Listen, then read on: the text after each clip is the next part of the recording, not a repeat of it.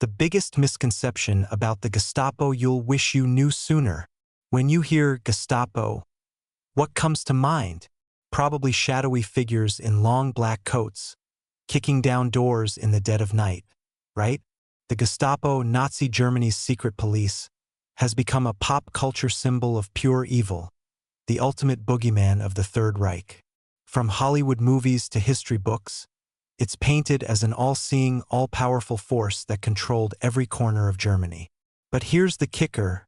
A lot of what you've heard about the Gestapo is a myth. A myth so big it helped Germans dodge responsibility for Nazi crimes and shaped how we view history today.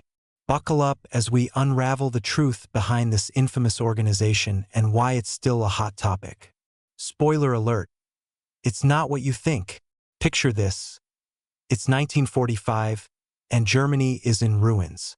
The war is over, the Nazis are defeated, and the world is staring at the horrors of the Holocaust, concentration camps, and millions of lives lost. The German people are in the hot seat, facing a global question. How could you let this happen? Their answer?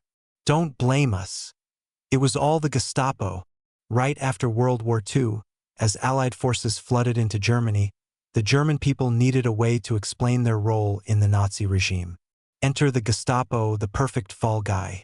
Suddenly, it was them, those creepy secret police, who turned a happy, democratic Germany into a totalitarian nightmare straight out of George Orwell's 1984. The story went like this. The Gestapo forced everyone to support Hitler, spied on every move, and made life a living hell. Ordinary Germans? Just innocent victims caught in the crossfire, no different from anyone else suffering under Nazi rule. This narrative was a lifeline. It let Germans say, "Hey, we didn't have a choice," while pointing the finger at a shadowy organization. It was super convenient, especially with Allied troops, American, British, Soviet, you name it, demanding answers. But was the Gestapo really this all-powerful machine that controlled every German's life? Let's dig into the facts and find out. A quick history lesson. What was the Gestapo? The Gestapo, short for Geheime Staatspolizei, Secret State Police, was formed in 1933, right after Hitler took power. Its job? Hunt down enemies of the Reich. Communists, socialists, Jews, dissidents, anyone who dared question the Nazi agenda. Led by heavyweights like Heinrich Himmler and Reinhard Heydrich, the Gestapo became a tool of terror. But here's where it gets surprising. It wasn't as big or all-seeing as you'd think. Most people imagine the Gestapo as a massive network of spies lurking on every street corner. The reality? It was way smaller than you'd expect. In 1939, the city of Stettin, now Szczecin, Poland, had just 41 Gestapo agents. In Dusseldorf, a region with about 4 million people, roughly the size of a mid-sized U.S. state like Kentucky, there were only 281 agents. That's fewer people than your average small-town police department. So how did this tiny crew manage to scare an entire nation? The answer lies not in their numbers, but in how they worked the system. Here's the jaw-dropping truth. The Gestapo's power didn't come from some super spy network. It came from regular Germans snitching on each other. Yup, you read that right. According to Canadian historian Robert Gell, who spent years combing through Gestapo archives, the secret police relied heavily on citizen informants. Without everyday people ratting out their neighbors, co-workers, and even family, the Gestapo would have been a lot less scary. Imagine you're living in a small German town in the 1930s. Your neighbor makes a snarky comment about Hitler over dinner. Or your coworker cracks a joke about Nazi propaganda. What do? If you're like many Germans back then, you might write a letter to the Gestapo. And they got millions of these letters. Gell found that about 80% of Gestapo investigations started because of tips from ordinary citizens. Another 10% came from other Nazi agencies, like the SS Security Service, SD. Only 10% of cases were started by the Gestapo itself. That means the Gestapo wasn't out there hunting for trouble. It was the German people handing it to them on a silver platter. A heartbreaking example, Elfriede Scholz's story. To show you how this worked, let's talk about Elfriede Scholz, the sister of famous German writer Erich Maria Remarque, the guy who wrote All Quiet on the Western Front. Elfriede was a seamstress who made clothes for clients. One day, while chatting over tea with a regular customer, she let slip that she hated Hitler's policies and wouldn't mind seeing him taken out. Big mistake. The customer told her husband, a military officer, who didn't hesitate to report Elfriede to the Gestapo. The result? Elfriede was arrested, put through a quick sham trial, and executed by guillotine. All because of a casual conversation. This wasn't a one-off. Stories like Elfriede's happened all the time. Neighbors turned in neighbors, co-workers snitched on co-workers, and sometimes even family members betrayed each other. Why? The reasons varied. Some people were die-hard Nazis who believed they were protecting the fatherland. Others had personal grudges. Maybe they didn't like their boss or wanted to settle a score with a rival. In Dusseldorf, a study of 213 informant reports showed that 37% were driven by personal conflicts, 24% by genuine support for the Nazi regime, and 39% had no clear motive at all. People were snitching just because it was part of the culture. Why did Germans snitch? To get why Germans were so quick to turn on each other, we need to look at the bigger picture. The 1930s were a wild time in Germany. After World War I, the country was a mess, crushed by the Treaty of Versailles, drowning in hyperinflation, and plagued by unemployment. When Hitler came to power in 1933, he promised to fix it all, and for a while it looked like he was delivering. The economy boomed, jobs returned, and people felt proud to be German again. But there was a dark side. Nazi propaganda was everywhere, on the radio, in schools, at work. It painted enemies like Jews, communists, and foreigners as threats to Germany's success. Snitching became a way to show you were a good German. It was like earning a gold star for loyalty. Plus, it gave people power. Didn't like your neighbor's loud parties? Report them for anti-Nazi behavior. Wanted that promotion? Drop a hint that your coworker isn't loyal enough. The Gestapo especially loved reports about Rassenschande, racial disgrace, which meant relationships between Germans and non-Aryans like Jews or Poles. Women caught in these relationships could end up in concentration camps, while their partners often faced execution. It was a twisted system where fear and loyalty turned ordinary people into enforcers of Nazi ideology. After the war, Germans leaned hard into the idea that the Gestapo was an unstoppable force that controlled everything. It was like something out of a dystopian novel, think 1984, with Big Brother watching your every move. This myth was perfect for the time. It let Germans say, "We weren't Nazis. We were just scared." It also fit neatly into the Cold War narrative. In the 1950s and 60s, Western leaders wanted to paint any authoritarian regime, especially the Soviet Union, as just like Nazi Germany. The Gestapo became a handy symbol to make that point. But historians like Richard Evans have blown this myth apart. They've shown that the Gestapo wasn't some all-knowing superagency. Its power came from projecting the illusion of being everywhere, and that illusion was built on the backs of ordinary Germans who did the dirty work. As Evans put it, the Gestapo's effectiveness lay in its ability to project omnipotence, relying on the cooperation of ordinary citizens.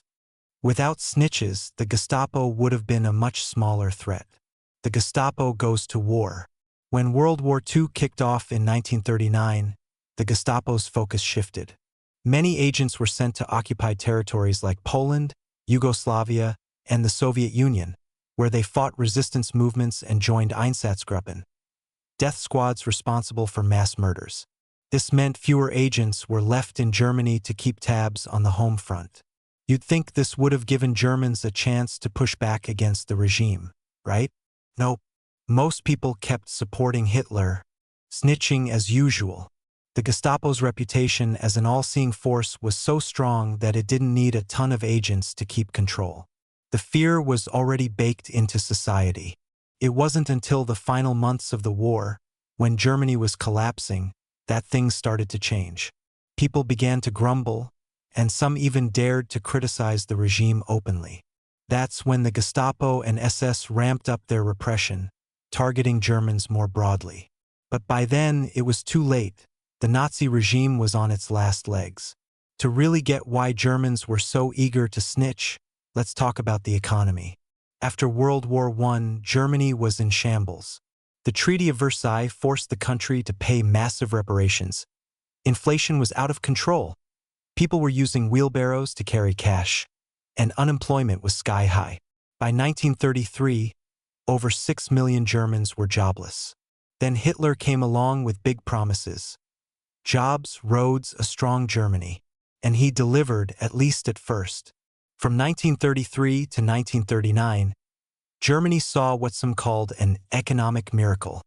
Unemployment dropped to under 1 million, thanks to massive public works projects like the Autobahn and a booming arms industry.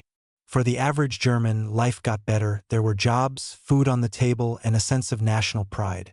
This made Hitler wildly popular. Supporting the Nazis wasn't just about ideology. It was about gratitude for a paycheck.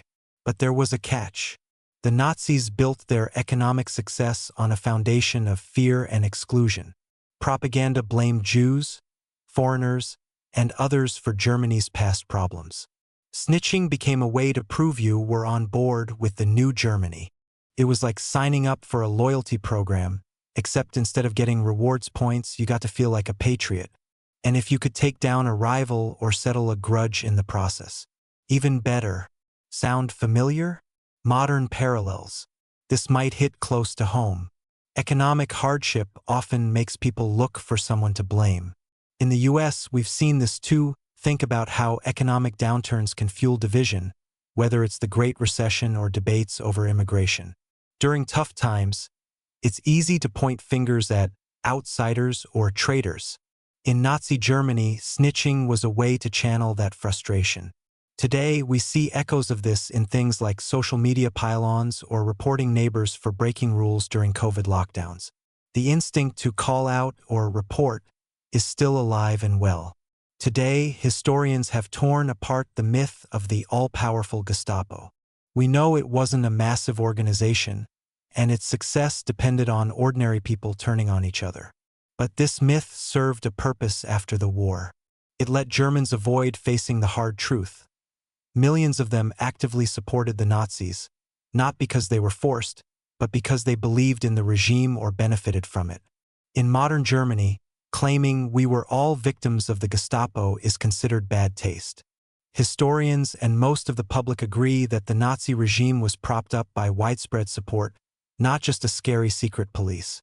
But the myth still lingers in some corners, especially among far-right groups who want to downplay Germany's role in the Holocaust. What can we learn? The Gestapo's story isn't just about Nazi Germany. It's a warning about how societies can slide into complicity. When fear, propaganda, and economic pressures mix, ordinary people can become tools of oppression. It's a reminder to stay vigilant, question authority, and think critically about the world around us.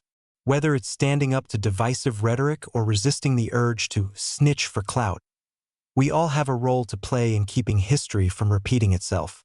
If you think the Gestapo story sounds unique, think again. In the Soviet Union, the NKVD, later the KGB, had a similar reputation as an all-seeing terror machine. But just like the Gestapo, it relied heavily on citizens reporting each other. In our next deep dive, we'll explore the myths and realities of the NKVD and how they compare to the Gestapo. Trust me, you won't want to miss it. Conclusion: a lesson for today. The Gestapo wasn't the all-powerful monster we've been led to believe. Its real strength came from ordinary Germans who chose to snitch, driven by loyalty, fear, or personal gain. This myth helped Germany dodge responsibility after the war, but the truth is far more unsettling. A whole society played a role in making the Nazi regime possible. This story isn't just about the past. It's a wake-up call for today. In a world full of division, misinformation, and economic uncertainty, we need to ask ourselves, would we stand up to a regime like that? Or would we fall into the same trap of fear and conformity? Let's learn from history and make sure we're on the right side of it. Hey! If this story blew your mind, Smash that subscribe button and join the crew for more epic history lessons. Drop a comment below. Do you think the Gestapo myth still shapes how we see the past? Or have you seen modern examples of snitching culture? Let's talk about it.